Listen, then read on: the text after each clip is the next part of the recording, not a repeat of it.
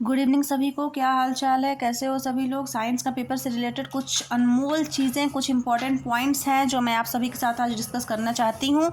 Syllabus and concept तो मैंने आप लोगों का टोटल क्लियर कर दिया है, कवर करवा चुका है, ठीक है। और आई होप कि आप लोगों ने टोटल स्टडी कर लिया है। आप लोगों को एग्ज़ाम की प्रिपरेशन में कोई अब कमी नहीं रही होगी, सब कुछ आप लोगों ने क्लियर कर लिया होगा, ठीक है। कोई डाउट नहीं रहा होगा। आई होप आप लोगों का साइंस पूरा क्लियर हो गया होगा। तो मेरे एक्सपीरियंस के अकॉर्डिंग बच्चे क्या सिली मिस्टेक्स करते हैं जिनकी वजह से मार्क्स कट हो जाते हैं। तो देखो यार, आप लोग मेन वीडियो ज़्यादा लॉन्ग नहीं करूँगी, ठीक है। तो स्टार्ट करने से पहले मैं एक बात कहना चाहूँगी कि सब्सक्राइब करके अपने कांटेक्ट में अपने फ्रेंड्स को सबको शेयर कर दो आप लोग, ठीक है। तो मुद्दे की बात करते हैं अगर, तो एग्ज़ाम आप देने जाओगे और क्वेश्चन पेपर मिलने के बाद आपको 15 मिनट का टाइम मिलता है, जैसे जो कि यूटिलाइज़ करने के लिए आपको करना क्या है।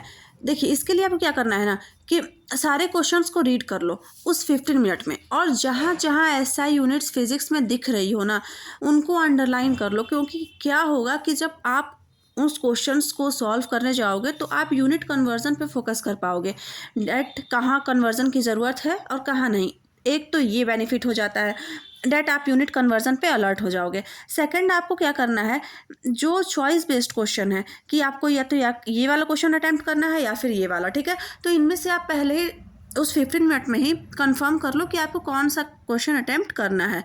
अगली चीज़, जो भी सेक्शन को उठाओ उस सेक्शन के सारे क्वेश्चन एक साथ होने चाहिए। ऐसा नहीं होना चाहिए कि सेक्शन 1 डाल दिए और सेक्शन सी के क्वेश्चन अटैम्प्ट कर रहे हैं, तो ऐसा नहीं होना चाहिए। और हाँ, एक और बात, सेक्शन ए के क्वेश्चन अगर हमने हेडिंग डाल दिया है सेक्शन ए का, तो फर्स्ट पेज सेक्शन ए का ही होना चाहिए और उस पर हम सेक्शन ए के सारे क्वेश्चन कर लिए, ठीक है। ये नहीं कि सेक्शन ए का एक क्वेश्चन फर्स्ट पेज पे किए और एक क्वेश्चन लास्ट पेज पे, ऐसा गलती मत करना, ठीक है। ये गलती कभी भूल के भी मत करना आप लोग, इससे टीचर नंबर काट सकता है, क्योंकि वो भी कंफ्यूज हो जाएगा ना यार। बहुत ज़्यादा बच्चे होते हैं क्वेश्चन चेक करने के लिए, ठीक है। और हाँ, मोस्ट इंपॉर्टेंट, क्लियर लिखना, पेंसिल से डायग्राम बनाना और कॉपी को नीट एंड क्लीन रखना।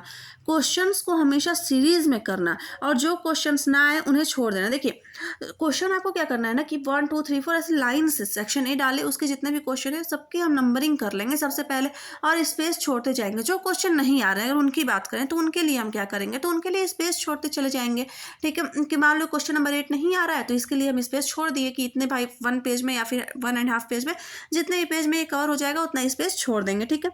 3 घंटे बहुत होते हैं, ठीक है। तो जल्दीबाजी नहीं करना, और अगर एग्जाम में टाइम से पहले आपका पेपर कंप्लीट हो जाता है, कोशिश यही करनी चाहिए कि टाइम से पहले क्वेश्चन पेपर फिनिश हो जाए, ठीक है। तो फिनिश हो जाता है तो आप उसे रीचेक करिए, 2 बार रीचेक करिए, 3 बार रीचेक करिए, जल्दीबाजी मत करिए, ठीक है। जितना आप रीचेक करोगे, अगर आपको मिस्टेक्स मिलती हैं तो आप उन मिस्टेक्स को क्लियर कर पाओगे, ठीक है। और हाँ, आई होप आप लोगों की तैयारी तो हो ही गई होगी और एग्ज़ाम में अच्छा आप लोग करना, ठीक है। वैसे तो सभी को अच्छे अच्छे मार्क्स ही चाहिए होते हैं और आई होप आप लोगों ने वन शॉट सभी देख लिए होंगे जितने भी मैंने अपलोड किए हैं। अब क्या ही, अब तो टाइम भी नहीं है, अब तो आप लोगों को कल सुबह बैठना है एग्ज़ाम में, ठीक है। तो अगर कोई भी फिर भी अगर प्रॉब्लम हो, कोई भी अगर टिप्स चाहिए हो तो आप लोग मुझे बता देना, अदरवाइज इतनी टिप्स मोर देन इनफ है, ठीक है। तो आप लोग ये सिली मिस्टेक्स मत करना, बच्चे यही सब सिली मिस्टेक्स करते हैं। और हाँ, हैंड राइटिंग क्लियर रखना, टीचर को गुमराह करने की कोशिश मत करना, ठीक है। कुछ बच्चे ऐसा भी करते हैं कि अरे ये एक ऑप्शनल है, ऑप्शनल क्वेश्चन है तो इसका ये भी आंसर सही हो सकता है और ये भी आंसर सही हो सकता है। तो कुछ बच्चे क्या करते हैं कि फर्स्ट पेज पे हम इसका ये आंसर लिख देंगे, ऑप्शन सी सही है, और लास्ट पेज पे लिखेंगे ऑप्शन डी सही है। तो ये टीचर को गुमराह करने की आप लोग कोशिश मत करना, एग्जामिनर नंबर काट सकता है, ठीक है। तो all the best for your tomorrow's exam. Science का जो एग्ज़ाम है आपके, उसके लिए आपको ऑल द बेस्ट, ठीक है। तो फिर हम मिलते हैं पेपर के बाद और आप बताना अपना एक्सपीरियंस कि आपको पेपर कैसा रहा, कैसा आप लोगों ने कितने मार्क्स का अटैम्प्ट किया, okay. Otherwise, all the best and thank you.